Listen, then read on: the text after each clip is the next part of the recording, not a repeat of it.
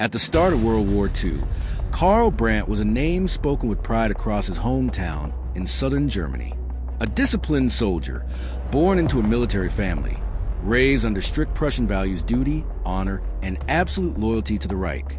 He was just 19 when he joined the German army in 1939, believing, like many of his peers, that he was defending his homeland.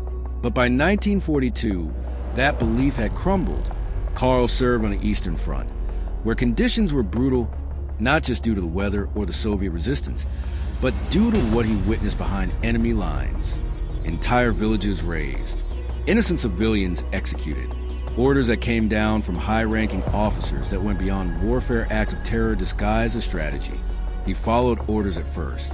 He told himself that this was war, and war was ugly, but the horrors mounted. And one day it became too much. During an operation near the Belarus border, Karl's unit was ordered to execute a group of captured civilians suspected of aiding partisans, women, elderly men, and children. When the gunfire started, Karl couldn't pull the trigger. That night, he packed what little he had, took a pistol, and disappeared into the forest. For weeks, he wandered alone, surviving off the land. He moved west, dodging both German patrols and Soviet forces, wearing a stolen civilian coat over his uniform. He had no real plan, only a desperate hope to get away from a war he no longer believed in. Eventually, he reached a small French village under German occupation. There, posing as a farmer, he made contact with the local resistance. At first, they didn't trust him, and rightly so. A German soldier showing up out of nowhere, claiming to be against the war. It sounded like a trap, but when he handed over detailed maps, troop supply routes, and identification codes, their skepticism turned to shock. Karl wasn't just a deserter, he was an intelligence asset. Within weeks, British intelligence operatives stationed in France got involved.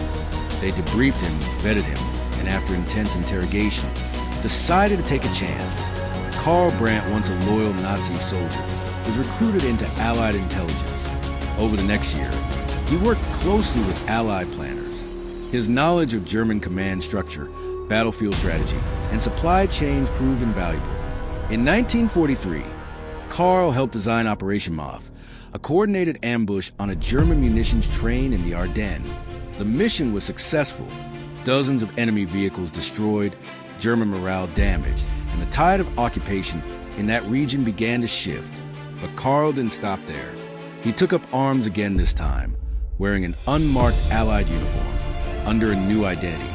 He joined sabotage missions in northern France, laying traps, cutting rail lines, and delivering real-time information to Allied forces ahead of the D-Day landings. It's said that one of Karl's most critical contributions came just before the Battle of the Bulge. He intercepted a message detailing a German push plan through the dense Ardennes forest.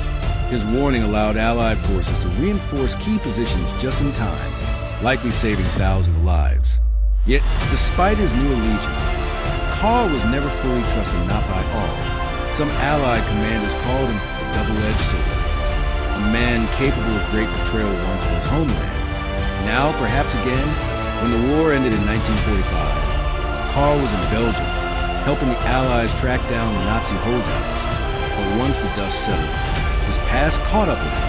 The new German authorities, now under Allied oversight, discovered his identity. He was arrested and brought before a military tribunal in Nuremberg. There, the argument unfolded. Was Karl Brandt a traitor or a hero? The prosecutors pointed to his desertion, his defection, his willingness to fight against his own people. But the defense presented a different man, a soldier who chose conscience over orders, a man who risked everything to stop evil. Witnesses from the resistance testified. So did British intelligence officers. In a rare act of wartime grace, his death sentence was overturned. He was exiled, stripped of his German citizenship, and given a new identity under Allied protection. From there, Karl disappeared. Some say he lived quietly in the countryside of Wales, teaching history under an assumed name. Others believe he emigrated to Canada, where he worked as a mechanic in a small town until his death in the late 1970s. No one truly knows. His legacy remains divided. To some, he is a traitor, a man who turned on his brothers in arms. To others, he's a symbol of moral courage, that even in the darkest times, the human soul can choose right over loyalty. But one thing is certain: in a war filled with monsters and martyrs, Karl Brandt's story refuses to fit cleanly into either category. He was both a soldier and a rebel, a deserter and a savior, and his decision to walk away from one side and risk everything for the other may have changed the course of history. If you love the untold stories of history, subscribe and join me on this faceless journey through time. More royal secrets, forbidden love stories, and forgotten truths coming soon.